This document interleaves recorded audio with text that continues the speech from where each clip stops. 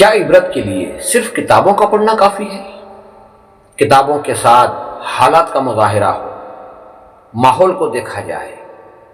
کتابوں کے ساتھ اگر ماحول کو سمجھنے لگو گے تب جا کر کہیں عبرت حاصل ہوگی۔ ایک جگہ کا واقعہ ہے، ہم کہیں پر فروٹ خریدنے کے لیے کھڑے تھے، دیکھا کہ ایک ٹھیلا لگا ہوا تھا، وہاں ہم نے اس سے پھل پوچھے تو اس نے 120 روپے کلو کہا، اور وہیں بازو میں ٹوکری میں کچھ ویسے ہی پھل وہ ٹوکری میں رکھے ہوئے تھے۔ ہم نے اسے پوچھا کہ اس کی قیمت کیا ہے، تو اس نے کہا بابو جی آپ کہیں گے تو 50 یا 40 روپے میں کلو دے دیں گے۔ جب اس سے پوچھا کہ وہی پھل یہاں رکھے ہوئے 120 روپے ہیں اور یہاں ٹوکری میں پڑے ہوئے 50 روپے یا 40 روپے میں کیوں دے رہے ہو، تو اس دکاندار نے کہا کہ یہ پھل شاندار ہیں، یہ پھل اچھے ہیں، ڈیمیج نہیں ہیں، اس لیے اس کی قیمت زیادہ ہے، اور وہ پھل وہی ذات کے ہیں لیکن وہ کمزور ہیں، ڈیمیج ہیں، اس کے لیے اس کی قیمت گھٹی ہوئی ہے۔ پھل کی ذات ایک ہی ہے لیکن کچھ عالیشان ہونے کی وجہ سے اس کی قیمت عالیشان ہے، اور کچھ کمزور ہونے کی وجہ سے، ڈیمیج اور خراب ہونے کی وجہ سے اس کی قیمت کم ہے۔ اس سے ایک بات یہ معلوم ہوئی کہ جہاں اپنے اخلاق کو اچھا رکھو گے، جہاں اپنے معاملات کو اچھا رکھو گے، وہاں آپ کی خود بخود عزت بھی ہوگی اور آپ لوگوں میں اچھے مشہور ہوں گے، اور جہاں آپ کے اخلاق اچھے نہیں ہیں، جہاں آپ کے کردار اچھے نہیں ہیں، لوگوں سے معاملات اچھے نہیں ہیں، وہاں خود بخود تمہاری عزت گر جائے گی۔ اللہ کہتا ہے میری رسی یعنی دین، قرآن، اسلام کو مضبوطی سے تھامے رہو، آپس میں تفرقہ پیدا نہ کر لو، ولا تفرقوا۔ جہاں تم کٹ کر زندگی گزارو گے وہاں تمہیں حقیر جانا جائے گا، اور تمہاری نہ بات کا کوئی وزن ہوگا نہ تمہارے اعمال کا کوئی وزن ہوگا۔ اور جہاں مضبوطی سے اخلاق و کردار کے ساتھ، معاملات کے ساتھ، حق کے ساتھ کھڑے رہو گے وہاں اللہ کی طرف سے اتنی عزت ملے گی۔ اس سے معلوم ہوتا ہے کہ اللہ کہتا ہے کہ ولا تفرقوا، ہمیں بٹنا نہیں ہے،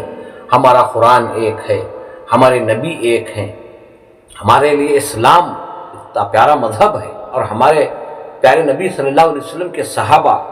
جو ایک جٹ ہو کر نبی پاک صلی اللہ علیہ وسلم کے ساتھ اپنے ایمان کو مضبوط کیا، اللہ سبحانہ وتعالیٰ نے انہیں جنت کی ضمانت عطا کی، اور ہم آج بکھرے پڑے ہیں، ہمارے اخلاق و کردار کا پتہ نہیں، ہمارے معاملات و تعلقات کا پتہ نہیں، دعوے تو بڑے بڑے ہم کرتے ہیں لیکن ہماری زندگی جب دیکھی جائے گاؤں میں پوری نہیں اترتی۔ دوستو اسلام میں خاص کر جو مسلمان جو بٹے ہوئے ہیں، پھر خیواریت میں ہو